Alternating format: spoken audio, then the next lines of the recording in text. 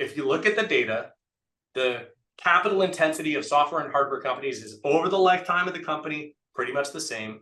It comes in different places and might come from different sources. Hardware companies, and especially in climate, get a lot of non-dilutive capital. So they might actually take more capital in, but not equity investment from VCs. The time to market is like 6 months or 7 months longer on average. The exits are just as big. 75% of the top 10 companies in the world are hardware companies.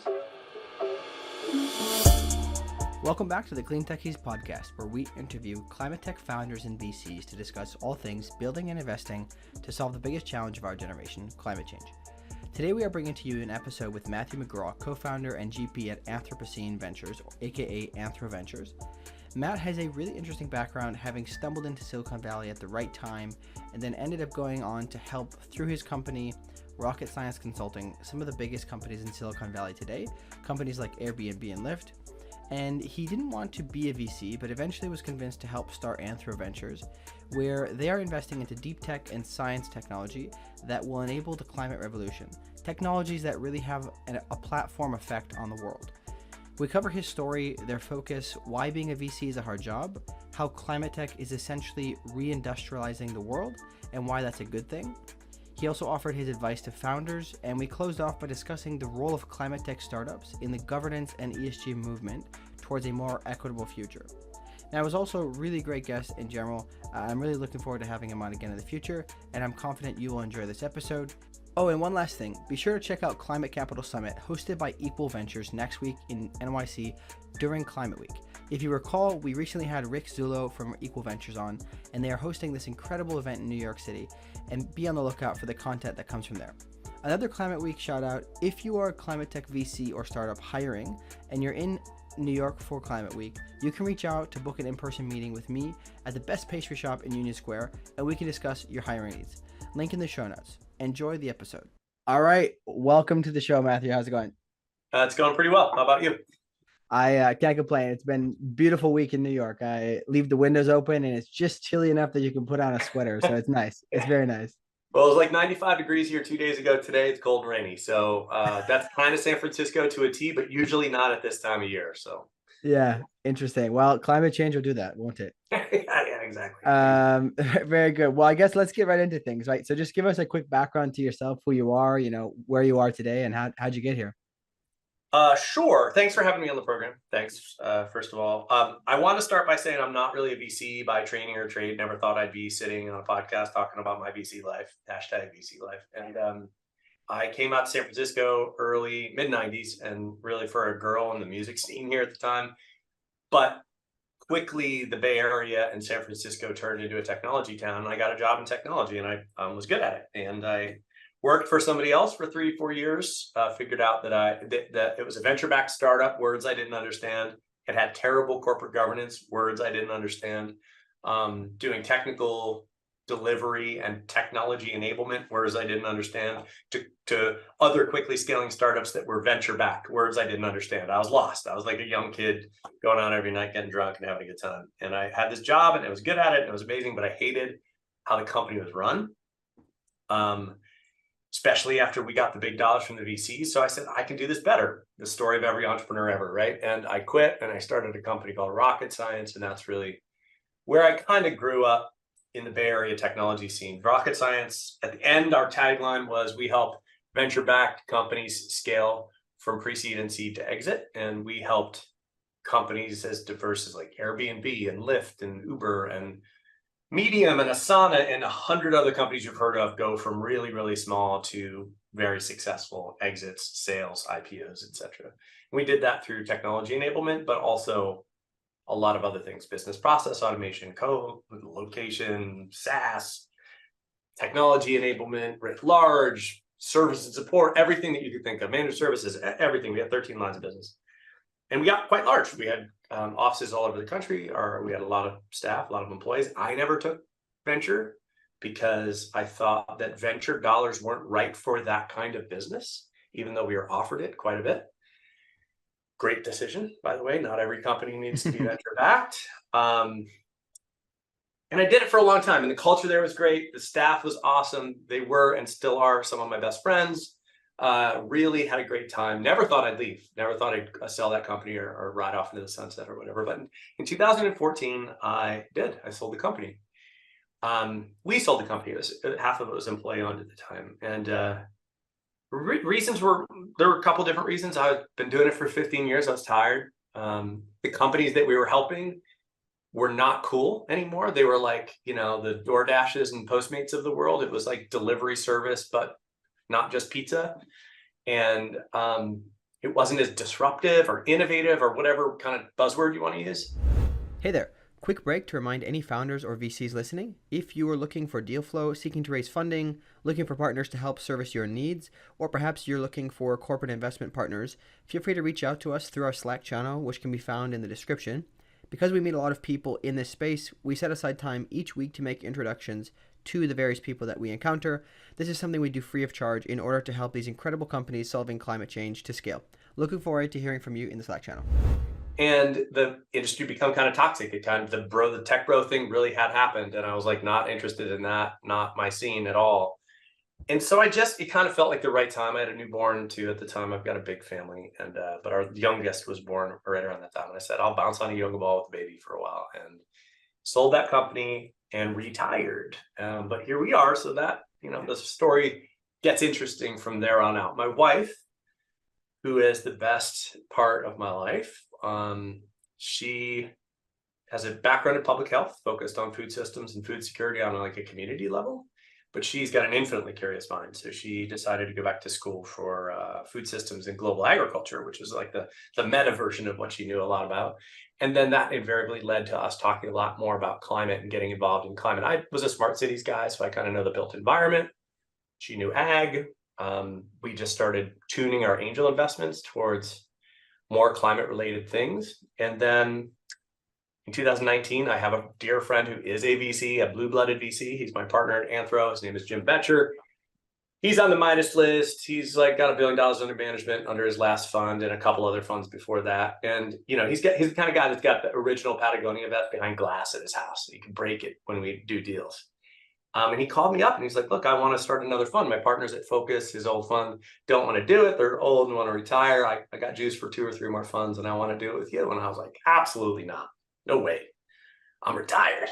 And doing a lot of other things, you know, not working all the time, but I didn't have to do anything. And I knew if I got into the gig, I would want to do it. And venture is a minimum 10-year commitment. But if you want to do it right, and I always want to do things right, it's going to be a franchise and it's going to be a forever job, right? And so I said no. He and my wife kind of conspired. She was like, look, you can help in the climate. She was a climate warrior at that point, and I was too, but she was really into it and really knew more about it than I did. She said, you should do it. And Jim said, you should do it. And then they had lunch and conspired against me and wore me down. And then Jim said, look, you helped pre-seed and seed stage companies scale to exit. That was your whole career. And you did it really well for some of the most successful companies of all time. And you need to do that for these PhD founded deep science companies that are going to solve the climate problem for us, because they've never done the business thing before. They've never scaled a business from 0 to $1 billion in 3 years. And you have helped do that again and 400 times, 450 times. And when he said that, I was like, shit. I've got something to bring to the table besides being like white, relatively wealthy, and in the right place at the right time. So I have something to bring. And I said, well, I'm interested. Okay, maybe. And then we took about a year, the year of, I think it was 2021, to think about what our thesis would be and to think how, like where we'd fit in this kind of really at that time, different now, very different now, but at that time, very, very small climate VC community. And there were big boys. It was like Breakthrough, and I think Lower Carbon had just started, and these were like, had weight, you know, but a micro fund or a small fund doing pre-seed and seed was not a thing at that point. And I wanted to do it right. I'm a nerd when it comes to the governance of an organization and the kind of mission, vision, and values of some. So I was like, we've got to get this right before we start. So we took a year and really thought about that. We found a third partner named Alicia Cha, who is the absolute gem of Anthropocene, by the way, and agreed on a thesis and agreed on our take on the world. And then we said, let's launch. But let's launch a small proof of concept fund. Let's do $10 million. Jim has, he could raise hundreds of millions of dollars. I've got a pretty good network myself with the founding teams at all those companies I just mentioned. Hey there. Are you building a climate tech business and looking for very specialized talent? Consider reaching out to our sponsors, NextWave Partners. NextWave are experts in talent acquisition, recruitment, and retention across the climate tech, renewables, and ESG spaces globally. So if your team is growing or you're looking to make a career change yourself, feel free to reach out to NextWave at next-wavepartners.com or reach out to one of their consultants directly via their LinkedIn page. So people were like, you're going to raise a $250 million fund? I was like, economics don't make sense for a pre-seed and seed stage fund over $100 million. You got to have $5 billion exits. And I don't want to look for the Tesla. I want to look for the 100 companies that are going to have real material impact on the climate crisis, but might not be unicorns or decacorns, might be an acquisition target at $300 million.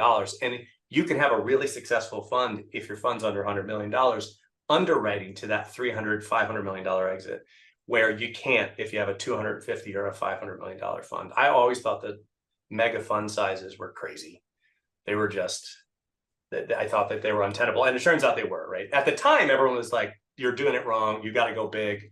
And I was like, I want to find out whether Jim and Alicia and I work well together first.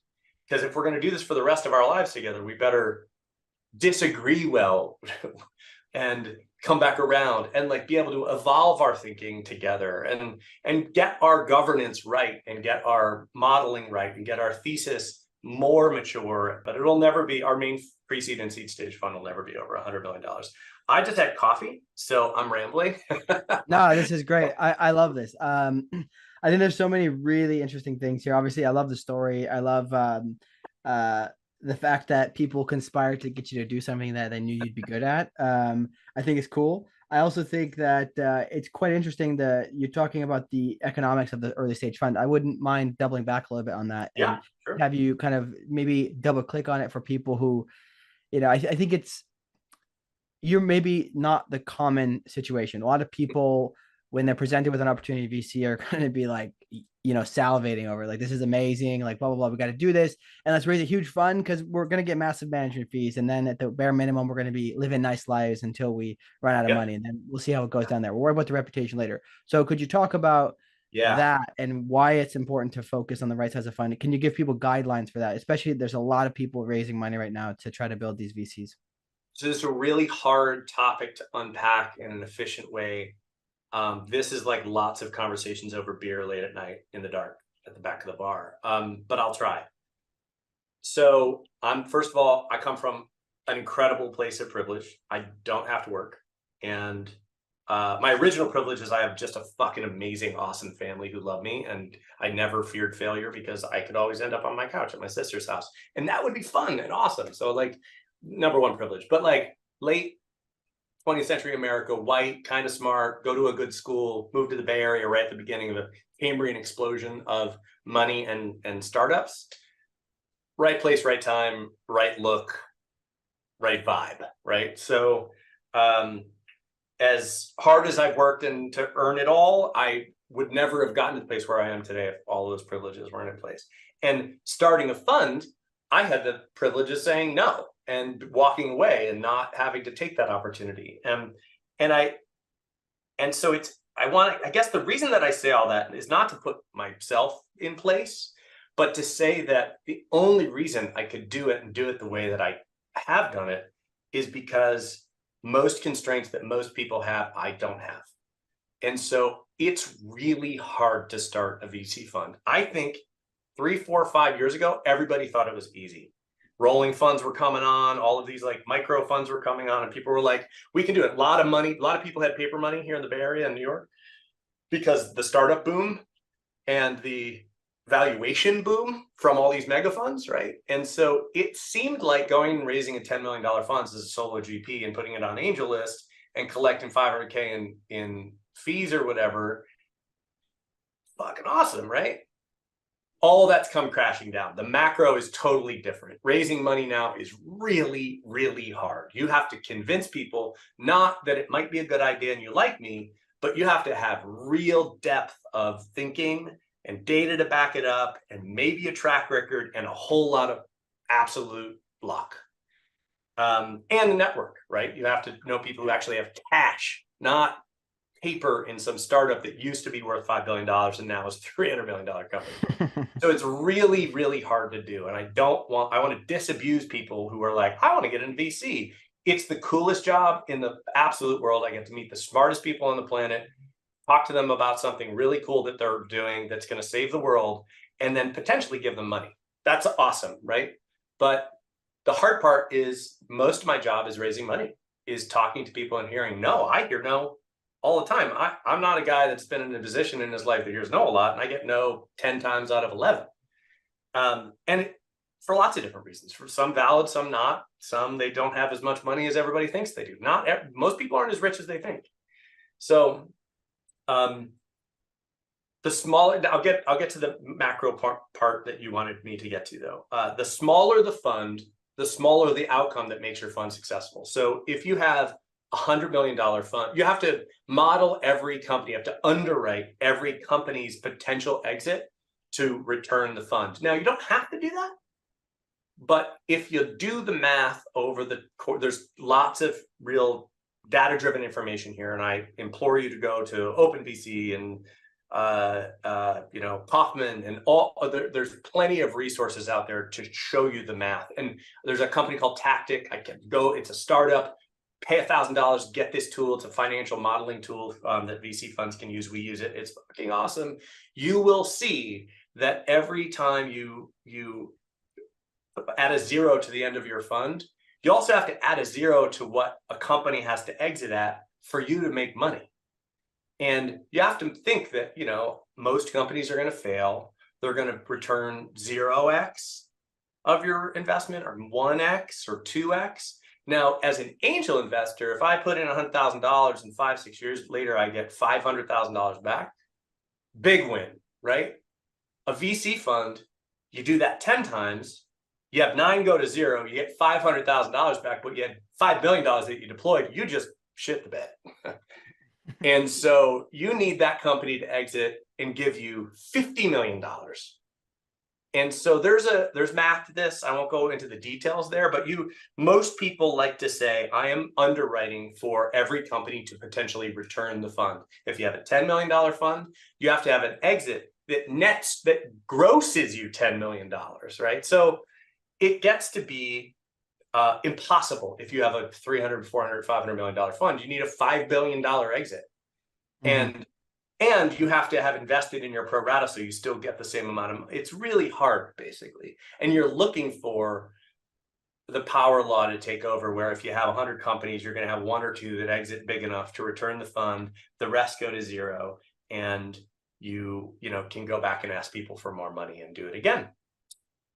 At a smaller fund size, it is higher likelihood that a smaller exit will help you return the fund. So you don't have to model for that really big outlier that exits at 5 billion. You could have a $500 million exit that really returns your fund. And if you look at the data, smaller funds perform better, earlier funds perform better. And I think that's because earlier funds, you're not pattern matching against your past performance. You're going out and kind of creating a pattern matching framework. And so I think you just try harder. And earlier funds are smaller, so it's easier to show that success, that 3 to 5x that is kind of the ask. But now, because of the macro and in interest rates, you really have to do 5 to 7x to be a good fund, to be worth it. Because other people just, you can invest in a mutual fund and almost make the same amount of money. So all of this is to say, it's really hard to be successful as a VC. And I think that people used to think it was easy because markups is what people talk about. I have a 10xer. I have a company right now in our portfolio at Anthropocene that got marked up 7x, and it's just about to get marked up more on a subsequent round. And it looks great on paper. But you know what? That doesn't matter. You know what matters? Is when I hand a check back to them, an LP. And that's in 7 years from now. And for a while, every company in the world was getting marked up on their next round by some bigger mega fund. And so everybody looked like they were on track to being really successful. Almost no one is looking that way today. And, it's called DPI, and DPI is the only thing that really matters to me. All of the other numbers that kind of track performance before you actually get a return, before a company exits and hands you cash back on your investment, it's all made up. Hey there. Are you building a climate tech business and looking for very specialized talent? Consider reaching out to our sponsors, NextWave Partners. NextWave are experts in talent acquisition, recruitment, and retention across the climate tech, renewables, and ESG spaces globally. So if your team is growing or you're looking to make a career change yourself, feel free to reach out to NextWave at next-wavepartners.com or reach out to one of their consultants directly via their LinkedIn page. Yeah. And it can go away in a heartbeat. Yeah, I think this is interesting. Obviously, there's a lot of interesting things that you've said here. I want to maybe just have people take a step back and consider the point that I think is really important, which we don't have to go into it anymore, but just to have people think about it, is the intention behind when you started Anthro to test it out, right? To test the waters and see if you work together well. Because I think too many people, they think, oh, we've got the right people to make this work, let's go do it. And they just completely go, headlong into it, when there needs to be some thought about like, what can we actually make as an outcome? And in particular, your situation is good. I think that it'll be interesting to see some of the larger funds that do come around to help with the later stage rounds, because we will need that at some point. But just to encourage people before you jump into VC, really consider, because I think that the money can be really, especially for young people, I think it can be really, or people who don't have it, can be really tempting. And then you might want to think of like, do I actually want to make any money running a VC fund though, man? That's the thing. If you're getting into it, if you're like 25 and you're a hot gun and you think you're going to do this, you don't make a lot of money as a VC. Like on a $100 million fund, that's $2 million a year in operating expenses, roughly, if you're doing normal. $2 million for a $100 million fund is hard. Your salary, your partner's salary, maybe a third partner or a junior partner, and then you have to have an analyst, and then you have a whole bunch of external vendors, your fund admin, your CPA, your lawyers. Your $2 million isn't enough. And so like maybe you make 150 grand or 200 grand as salary as a founding managing partner of a $100 million fund for fund one, and you could go get a job at almost any startup and make that more, probably. So like, it's not a path to quick wealth. If you pick well over time and you have multiple funds, by the way, the fees are not what you should be tuning for. Like you can always make more money as an investment banker. You can always make more money as an entrepreneur. Start your own company if you want to get rich. Don't become a VC if you want to get rich.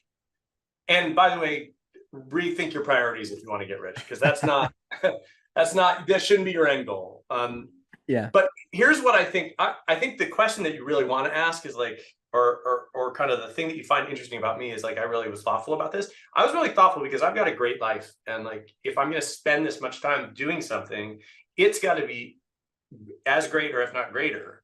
And to do that, I want to be intentional about it. And it's not just about financial modeling, which you should know, you should figure that out. By the way, as an entrepreneur, I had a great CFO. Tisha out there in the world today, you're the best. She ran my company and she helped me immeasurably. I know finance, but she loved it. I had to learn how to love it to be a VC, because I have to like model a fund. That's a financial model. And then I need a scenario plan every single time we look at a deal. I have to say, what are the potential outcomes and the exits over the course of the next 7 to 10 years on this? And that's all financial modeling. And if you don't love that, you shouldn't be a VC. You're thinking that a VC's job is to like meet people who are doing cool shit and talk to them about it. That's not your job. Your job is to meet them, figure out whether they're the right person or team to do it, figure out whether that market is actually a market that anybody should be doing anything in, figure out whether the macro is going to help build that market up over the next 7 to 10 years, and then figure out whether competition is going to eat them, or whether the problem is going to go away another reason. You have to really think historically. I think history and macro is really important for the framework. Then you have to read people really well and team dynamics really well over the course of not 2 or 3 meetings, but 6 months, and figure out whether they're the right team. And then you have to figure out whether the numbers work. And if you don't like all 3 of those things, you should not be a partner at a VC fund. Awesome. If you're a partner at a big VC fund, you can outsource parts of that. You can just be the guy or the girl that goes out and like meets people, glad hands, convinces them to love you, but not in a small VC fund. You have to do all three of those things. Yeah, that's really helpful. I think that's a really great framework. I've never heard anybody break it down that way. So thanks for that.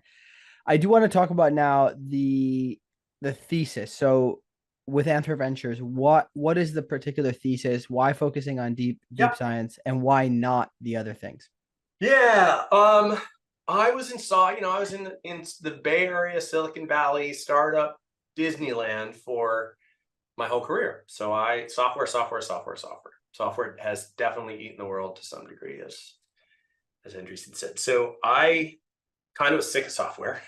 And when we were getting, and I went to school for applied physics. So I have like a physical sciences background. I got a degree in history and poli-sci for a lot of different reasons, because my family is political. So, and so I have this weird background, but I have a very scientific mind, and like all those posters are like all the physics things that I love. So I just was like, here's a chance to actually do that. I'd been in software and in management and in the Silicon Valley ethos for so long. I was like, I kind of want to get back to real world, physical, tangible things. It felt good. But then we were kicking around Thesis, and we were just like generalist climate was going to be our theme. But I was like, look, there are other companies and other VCs that can invest in climate software. Why, if you have a two-sided marketplace, why would you go anywhere but NFX? Great VC fund. They do marketplaces, carbon trading marketplace. They should probably look at it. They're experts at that. I'm less so. So it's possible for all of the other VC funds I know and have some respect for to invest in climate-related software companies. They're going to shy away and be scared of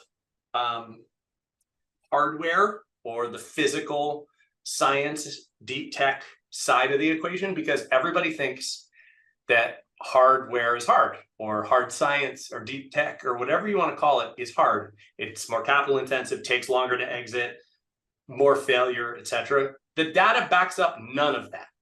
If you look at the data, the capital intensity of software and hardware companies is over the lifetime of the company pretty much the same.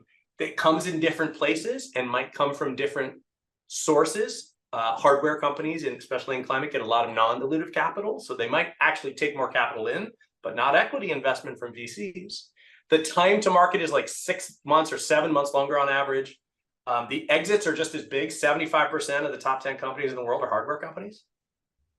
So all of the conventional wisdom was wrong. And I think that's because we've been investing in a new sexy thing, which is software, for the last 25 years. And there was a bull run on it, right? So everybody was getting markups, but all of those markups don't, again, I'm going to say this, don't fucking matter. It's about DPI. It's about return of capital to your fund and then to your LPs. So a little bit contrarian, right? I wanted to be like, screw the VC world and not doing hardware. I have a love for the physical sciences. I think and then finally, the problem on the planet is physical. And so the solutions are going to be physical too. And I really kind of felt drawn towards being part of that. I mean, another thing is like, it's where no one was 3 or 4 years ago when we were starting out. Nobody was doing deep science stuff in climate. And there's hardly anybody. I think Third Sphere, which is a fund I have unbelievable amount of respect for, just put out a blog post or something, says there's 5 times more software VCs per capita than there are hardware VC funds, which means it's 5 times easier for my fund to get into the hottest deal in hard tech climate than it is for a software deal. So it's just like easier path, counter prevailing thought. I have an affinity for it. It solves the real problem on the planet. Those 3 things kind of just added up to like, yeah, I think this is where we fit. But our thesis is deeper than that. Like, we first kind of thought climate. Then we said, okay, we only want to do deep tech, or like, I'll say science or novel or engineering leveraged companies in climate. But then, and we launched with that, by the way, that was our thesis, and pre-seed and seed. And since then, our thesis has deepened quite a bit. It hasn't changed, but we understand it more now. We really focus on enabling technologies, not kind of consumer endpoint solutions. So I'll give you an example. I would say a heat pump company, probably not going to invest in it, but a company that enables heat pumps to be cheaper, better, faster, quicker to roll out, enables that market, we would invest in that. And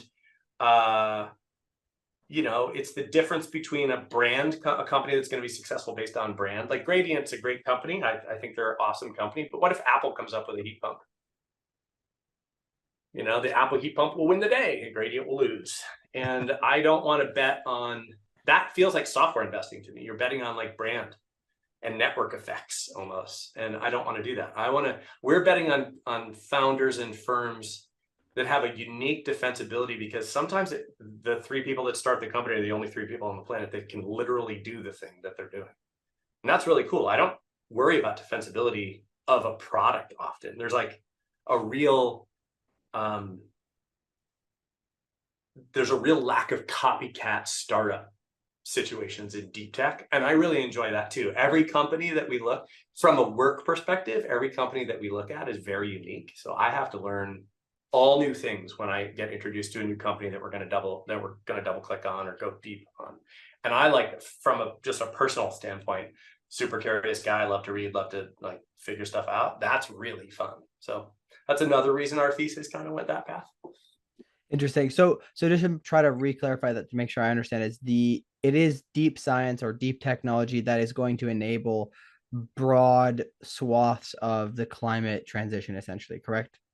Yeah, our tagline that we're trying out right now is this: Anthropocene Ventures invests in pre-seed and seed stage companies that leverage science or novel engineering to more closely align the global economy with the Earth's ecology. So that doesn't say the word climate or climate tech, which I think are jargony words that the VCs love. It is not a vertical focus on an industry or a solution, which a lot of VCs love because pattern matching is easier when you're vertical. It is any company in the world that is aligning our economic system with the planet and the people on the planet. And so it could be something like, micro nuclear fusion reactors that's super Star Trek-y, or it could be a nature-based solution that enables biodiversity in the Amazon. And so from that perspective, it's very broad. Our filters make our focus very narrow. Mm-hmm. There's 13 main filters that we use. I won't name them all, but it's like, is it an enabling technology? And that means it has various like various paths to revenue, various paths to impact. Does it have defensibility? Is it leveraging deep science, hard tech, novel engineering? Is it circular economy or an economic model that's circular economy or waste to value? Those are not necessary, but they're definitely big check boxes that like make us like your company more. So in other words, we're just like, I think that we got ourselves into this problem because we overconsumed thinking that everything was infinite. And now we have constraints, and how to do what we want to do within those constraints is very interesting to me. And we want to help companies build companies or invest in companies that are going to enable us to do that. Yeah. Could you also, just out of curiosity, talk about this thesis in respect to some of the recent investments? Sure. So I'm going to start one that's kind of surprising. We invested in a software company, and it's a SaaS tool. How about that? So in the first, like when we started, we were like, no software. I was like, no software. I know software really well. I know software companies really. No, not going to do it. We invested in a company called Navineer, and they're back east, and they are a SaaS tool that helps enable the 3D printing market become mass adoption or production scale as opposed to R&D or prototyping. Think of it as like Adobe Suite or Figma for 3D printers. Really cool founder, expert in this space, understands that it's not just design, it's like physics and design have to be molded in a 3D printer world. If this tool does what he is designing it to do, and it does, then 3D printers become potentially production level scale for manufacturing things with supply chains being on site. Mm-hmm. That's really cool. That's a Star Trek future I want to enable, right? And so 3D printers, the hardware technology is really advanced over the last decade or so, and yet the software hasn't. It's like, laser printers in 1999, where the printer is printing great things, but like the software was like, you want to stab yourself in the side of the head when you use it. Why did we do that? It's not deep tech. It's not novel engineering. It does use some physics in the model, but I don't want to pretend like that would have passed muster when we first started thinking about this fund. We would have said, it's software, we're not going to do it. But it's a company that aligns the global economy with the Earth's ecology, right? So we made an exception on one of our filters, deep science, hard tech, so that we could invest in a company that we could think could have a really big impact, enabling hardware and a physical solution to a physical problem on the planet. Yeah, so, I mean, your ideal scenario is where you can create something that's going to allow the people who are not deep scientists to actually go and actually make an impact, right? So people who are like me, coming from the middle of nowhere, hillbillies, right? We want to be a part of this, right? Yeah. But we can't. I'm not going to be playing in the lab with molecules. I don't know how to do that. A little aside here. Another thing that drives me is I'm from a town called Troy, New York, which is an old mill town. And it's like 30,000, 40,000, 50,000 person town. It was built bigger, and it was a boom town at one point. A lot of like scientific equipment, manufacturing, mills, factories, etc. And there's still that ethos there, right? And I grew up and I was like the weirdo because I read books, and I went to college, and then I moved out here, and now I'm like a tech guy, VC, right? I still have affinity for my hometown. I didn't when I left. I was like, get me out of here. But now I go back and I'm like, I love this place. I want this place to come back. And I think that, 25, let's say we have a $100 trillion world economy, which is roughly true. 25 trillion of that is like healthcare and technology, software, basically. 75 million of that is like supply chain, logistics, manufacturing, energy, physical economy stuff that we never think about, and the VCs have never invested in, or at least haven't invested in since they invented mass production, right? So there was originally venture capital going into it 340 years ago, but we are now about to reindustrialize the planet to be more green. And who's going to benefit, or who potentially could benefit if we do it the right way? Us hillbillies, man. I like people with hard hats, not pocket protectors. So like, I love this. We're now investing in companies that are going to, like 3D printers. We're investing in companies in agriculture. We've got a company called Corrigen. They take agriculture waste and turn it into bio-oils that benefit soil health and crop yields, and they lessen the water usage, and biochar. So it's a decarb play. That is purely Central Valley, California. That is not a tech startup that we invested in here in the Bay Area. They have a plant in Modesto. So like, that's good for that community, and jobs could come back to that community, and the soil health could improve, and the water usage could go down. And so I feel like this is also a potential game changer for politics, for culture, for the world becoming more equitable for the people on the planet, not just better for the ecology of the planet. So I really do think that. No, I think it's actually quite fascinating, because it's one of the reasons why I was so fascinated to learn about climate, because I came from the middle of nowhere where people didn't believe in climate change, and I was like, yeah. I was like, okay, I guess I'll work in renewables. There's probably money there. Like, I'll go and work as a recruiter. And then I started learning about ClimateTech. I was like, why would anybody be against this? It's a better technology. Usually it's like a better product, cheaper, and it's better for the environment. And in a lot of cases, it actually provides a ton of jobs. Like when they do it properly. I was like, I don't get why people are against it.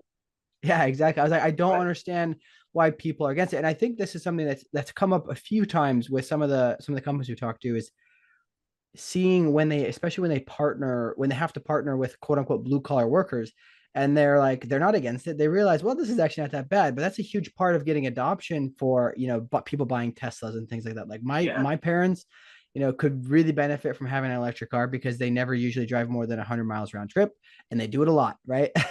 So yeah. I just think it's really, it's a good point that it can become a really positive thing. Most of the money from the IRA is going to red states, and I'm like, good. Like that's not a bad thing. Like I know people who are like, oh, but they don't even believe in climate change. I'm like, I don't care about that. I care that maybe we're reinvesting the kind of money we should have been investing in those communities anyway. And the economic prospects for people are going to rise. And then guess what? They're going to be less pissed off about us people in cities. Like it could be Exactly. beneficial to all of us to have a little less us versus them. And this is really like we're reindustrializing. I truly believe we're reindustrializing the planet right now. And if we do it right, it's going to be better for everybody.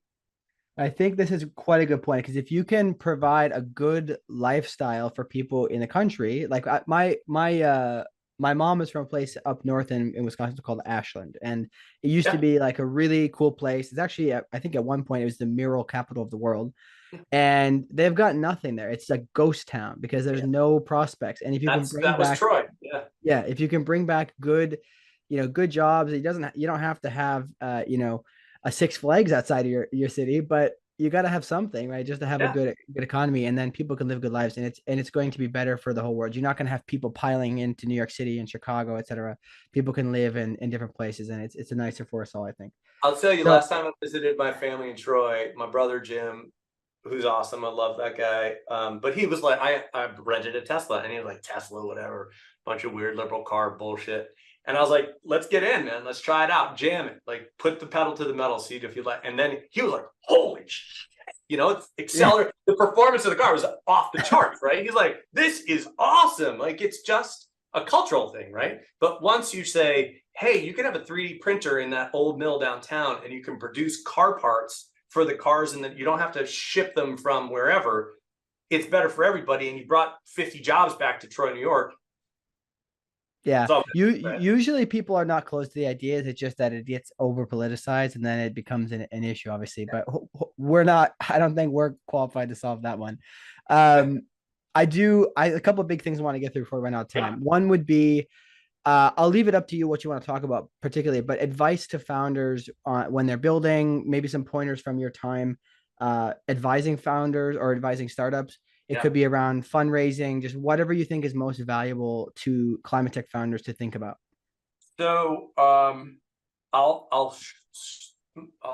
shrink the kind of viewfinder on that. I'll say the founders that are going to come talk to me. So if you're leveraging deep science or hard tech or novel engineering to do what you're doing, and you come to me and you want to get funded, or any of my friends at all of these other funds that I'm friendly with, there's a couple of things. You got to have a great idea, but ideas are a dime a dozen. You think you're the only person on the planet that's have thought of this solution, you're not. Like, disabuse yourself of being a unique and special butterfly, even if you're the smartest person on the planet about your subject matter. There's going to be a different alternative solution that might be out of your area of expertise for whatever you have.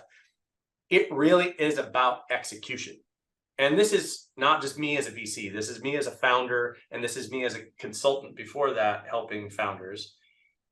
You want to get as much done quickly as possible. Don't overthink it. But so you've got to validate the science or the engineering. You have lots of ways to do that. But you get a bench scale. You maybe prove it at a bench or lab scale, and then you might prove it at a pilot scale. All of that's great. That's all a science project still. It's easy to get a partnership. It's easy to get a JV. It's easy to get an LOI. Those things sound really good from your perspective. I don't care about them as much because anybody should be able to get them. If you can't get them, that's a big red flag. If you do get them, it's kind of like table stakes. What I want to see is that you thought about your business. Now, you don't have to have clarity on the direction of your business when you're at a pre-seed or even seed. You don't have to have clarity on go-to-market at seed. You don't have to have a business model at pre-seed that you're going to be attached to. All I really care about is that you've thought about it, that you've been intentional about it, that you've considered it. There's so many people that I see that are like, we'll figure that out later. No, you won't. You don't care about it. If you're not thinking about that at pre-seed, you don't care about it. And it's the last thing you want to deal with. And that's where you're going to fall down. You could have the best widget in the world and you don't know how to sell it. You don't know who to sell it to. You don't know how much to sell it for. You're going to change those three things 50 times before you get to your Series A. But I want to see you think through it and why you think through it and your assumptions that you're making about when you decide on how to think through it, because the quality of your thinking is more important to me than your decision on it, because you can change your decision. You can the other thing is in deep science stuff, you can't really pivot your product, but you can pivot your go-to-market. You can pivot your, your vertical that you're attaching it to. You can pivot your business. You just can't. In software, you can pivot your product pretty easy, or it's easier, I should say, not easy. But in, you have a cargo container size thing that takes in agriculture waste and sticks out biochar and bio oil. That's what it does. You're not going to make it, create unicorns or, fairies or whatever out the end. But you really have to, think, am I going to sell it my products direct to farmers through distributors? You have to think through the business decisions. And like I said, don't get attached to them. You're going to change them. But I want to know. And by the way, I have to underwrite to a certain financial outcome. So when I say, I don't want you to have like 5-year revenue projections that are detailed, I think at pre-seed, they're all made up anyway. But I want you to have thought through it. I want you to think, here's a bull case, here's a bear case, and here's what I think it's going to be if we go into this market, which I think is the right market because of A, B, and C.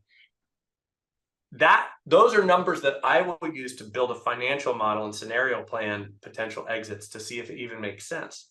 The other thing that I will say, and I can't say this strongly enough, don't overvalue your company. We are not in 2021, and all those companies in 2021 and 2020 that had $25 million pre on a seed are screwed. They can't raise money now.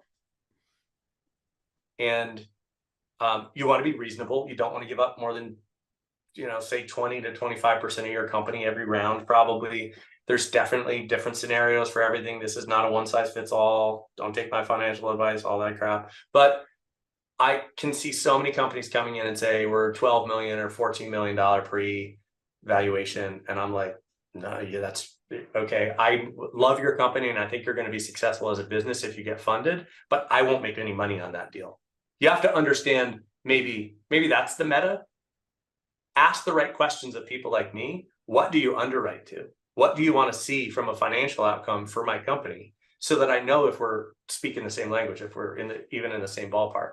Because if you're a company that comes in and says, we're raising $2 million on a $25 million valuation, and we're going to have 5 more rounds of funding, I can't make any money on that, no matter what I do, right? So even if I believe in you, I'm not going to give you my money because it would be I would not be being a fiduciary responsible for my LPs.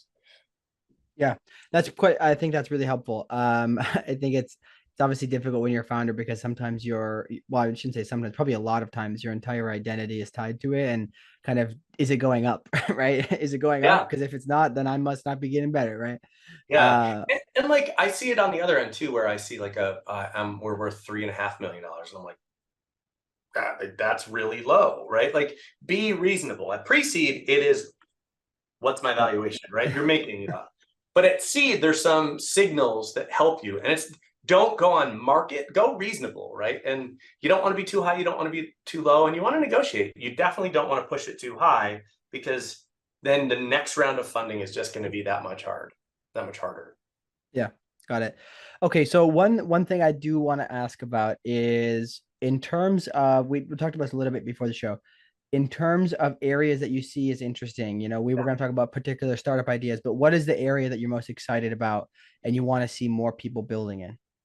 So like I said, we're very generalist from a thematic standpoint. We invest in companies all over the market map for any climate type solutions. One area that I don't see enough good companies focus is biodiversity, preserving biodiversity. So on the planet, something along the lines of 65% of the global GDP is tied to the biodiversity of the planet. So as that biodiversity shrinks, the potential GDP goes down too. We don't look at it that way because it's an externality that we just don't put on about the balance sheet of the planet, right? And we should, really. So we're crushing biodiversity. It's terrible for the earth. It's terrible for the people, the animals on the earth, the plants on the earth, but it also is economically disastrous over a long period of time, which we're terrible at looking at things over long periods of time. But I see a lot of like, we're going to tokenize the forest deals. And I'm not super keen on that business model. I think there's complexity under that. And I think there's some good business models there, but I'd really like to see more companies come up with novel business models around preserving and indeed increasing biodiversity, because super important. Not everything's got to be an investable VC investable company, by the way. Maybe this is governments and maybe this is philanthropy, but I think there's probably some business models out there that we're just letting that we haven't been creative enough on, and I'd love to see them. I think it's an interesting point because there's probably a lot of areas where the quote unquote tech bros haven't been. Thinking about these people, like, think about industrial areas. Like if you had people who are super innovative in those spaces, just trying to think about how to revolutionize it. And if you could find ways to attract those like kind of quote unquote visionaries to those spaces in a young age, they can't be the people who are like done their life in VC or tech and then are coming to change it because they don't know how it works. But if people can come there because they're fascinated by growing in that space and then learning how can we make this better, I think that's always a fascinating area, because there's so many of the coolest climate tech startups I've seen have been people who are in the industry for a long time and then just had this light bulb moment and they're like, oh wow, like we could actually really change this, how it's being done. Yeah, I have this pretty unique view. I'm like, I came from the tech world and the kind of the tech bro world, right? And I'm not anti all of the people from the startup land, the startup Disneyland that we've lived in for the last 20 years, coming into climate. Because one thing that climate needs is venture speed and scale right now. The other reason that I was like kind of anti starting this fund was because I just was like, VCs are extractive and sometimes it's growth for no purpose. And Jim Betcher, who was like, you're right, sometimes these software companies should have done the 37 signals and done like responsible, slow growth over longer periods of time, and they would have made much more money for the founders and the people that invested in them. But we don't have that luxury in climate. We have to solve these problems like incredibly rapidly. And so I'm kind of like, yeah, come on over, crazy growth people. Let's make this, this capacitor company. We looked at a bunch of capacitor companies recently, and like they need to grow quicker than you would normally see in an industrial space. And like the people that work in that industry already don't ever think about like growth, quick, massive scale. They're just like going to work, going home, right? So like there's the kind of the ethos of quickly scaling has to happen in climate. I mean, I think it's a fascinating time. The other thing is, I don't think there's any problem with creativity in the climate tech space, man. There are so many cool companies. We see stuff that blows my mind every day, all day, pretty much. And I think it's great. I think everyone's kind of thinking through a climate lens. I almost think that we're not a climate fund anymore, that funds that say climate, that's just like an overlay or a foundation. And you're like, you're investing in the physical economy, or you're investing in software, or you're investing in ag, or you're one of those kinds of funds with a climate theme. Yeah. And well, one thing I've noticed is that so when I started this podcast, the climate tech word wasn't the thing; it was clean tech still. And I started, and then like a month later, they started calling climate tech, and I was like, "Damn, I should have waited." But the point being is, I do think it's gotten more confusing when you say climate tech. People like it hasn't gotten clearer what you're talking about, and now you have to be like, "Oh, okay, what's this?" Which is super odd because we've been in this for a couple of years now. So I do think obviously at some point it's going to not be that. It's just that you do it because it's the best thing to do. And because if you're not doing it, you're probably not going to be achieving, good outcomes, because you're just doing something that's kind of pointless. Everybody has to be focused on this way, right? Yeah, that's actually a really solid point. One of our filters, and probably the most important one, is the solution they're bringing to the table has to be better and cheaper than the one that's already existing. It can't be like some green premium stuff. 10 years ago, maybe I was like, okay, you're doing it for the good. You're maybe concessionary as a fund. We're not. We want to beat the market. And your solution to this problem that people in the real world have today, that's not just a climate problem, but a problem in the business, has to be better and cheaper. And full stop. Like, I think we don't invest in things with a green premium. I think that's part of what's going to get more people, like quote unquote, the average Americans or the average Joe behind these things, is not thinking about electric cars are better. Yeah.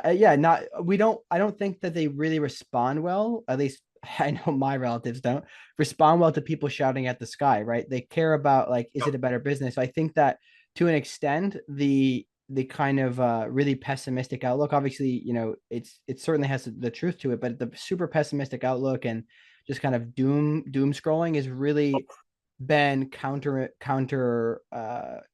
been counter to getting things moving actually in a lot of cases. Yeah, I don't want to ever kind of shit on the scientists that are like painting the terrible picture, because it's accurate and true, but that never really inspires people to action. And I'm not a climate doomsday guy, because I just wouldn't get out of bed. I'd be like, Yeah. okay, I'm done. Let's play video games and drink beer for the It's- short, terrible time we have left on our earth, right? So like, I need to be energized by saying, I think we can solve this. And so I just think that's a more powerful approach. Yeah, I just heard the term recently, the solar punk, that you're kind of optimistic about the future. I think that's super cool. I wanted to put solar punk on my LinkedIn, but it might confuse people because I'm in climate now. But one last thing, I want to get one last thing out of you. You mentioned a couple times early on this, bad governance and how some of these tech companies are run, and how you guys care about that. Can you talk a little bit about the responsibility of, let's call it again, climate tech companies to build good technologies, but also to run their companies in an ESG aligned way that is responsible and takes into account all these things about including other people? I would really like to hear this because I don't think I've had anybody talk about this before. Wow, so that's a huge topic. I'll try to do it justice in the time that we have, but I think I really like people who have a lot of integrity. And so if you're a climate tech company and you're doing the climate tech thing and you're solving for this one KPI in climate tech, let's say you're a CO2 drawdown company and you're a DAC company, a direct air capture company, and you're drawing this down, but your entire supply chain is shitty and you treat your people poorly, I think you're terrible. I think you're like less than good. And I think the reason that I think that is the reason that we've got in the position that we're in on the climate crisis is because we didn't think holistically. We didn't think about second and third order effects. We just thought about the thing right in front of us. We were very short order cooks. And and so from a governance standpoint, for our fund, we think about second and third order effects of the companies we invest in. If you are a decarb company, but you also pollute water, it's 6 in one, half dozen in the other. You're just fixing one problem, causing another, right? That's why we like circular economy kind of economic models or waste of value, because we feel like that's going the opposite direction. Second and third order effects are actually even better and make it a more palatable deal for us. And I think that it's very easy for domain experts to get focused on the problem they know how to solve. And I think as a CEO, it's your job to think laterally and broadly instead of very vertically and very focused. You can hire people in each department to do the thing that you need to do. And I think it's really hard for some of the founders to think that way. I'm also kind of a justice and climate justice are the same thing. And climate justice is part of the climate fight kind of guy. If we solve all the problems on the planet, but the people on the planet are still screwed, what's the point? So I also think that we look at companies, we invested in a company primarily not because of its kind of climate benefit, but of its environmental impact for manufacturing facilities, like the general health and well-being. They're going to affect the general health and well-being of the communities around the manufacturing plants where their product is used, and for the people that work there. And that was our first investment. And people were like, that's not really a climate company. I'm like, it sure is. The ecology of the planet involves the people on the planet. So we have to think about it holistically. I kind of think otherwise you're being like, VCs love to specialize and pattern match and go vertical. And I think that's what I've always disliked about the VC industry. And I think that climate is the ultimate horizontal complex systems problem. And if we don't think about it that way, we're just going to end up with different problems. And how boring is that? Yeah, that's a good point. I think it is a really hard topic to go. There's a lot of things I'd like to go. I especially was disappointed to see how a lot of the software climate companies did the same thing that Silicon Valley did, which is just hire a ton, do the kind of irresponsible hiring thing. And then, oh, the economy is bad, we're going to lay off a ton of people, super irresponsible management. And I was like super disappointed to see that, because I truly believe that the ESG and climate movement all have to go together. Like they can't be separate. And if anything, the climate people should be the champions of those things, because how are you going to create a more equitable world if you only care about one aspect? We are reindustrializing the planet. We have an opportunity to save the planet from deleterious ecological effects. At the same time, we have an opportunity to make the planet more equitable for the people living here. So why wouldn't we take this opportunity to do the right thing? Yeah, absolutely. All right. I know we're out of time. So what is your call to action for the people, and where should they reach you? Where should they follow you? Matt at Anthro.Ventures is my direct email. Use it. I'm an open book. Founders, hit me up if you leverage deep science or hard tech. So, Cool. all right, man, this has been a great. All right. See you later.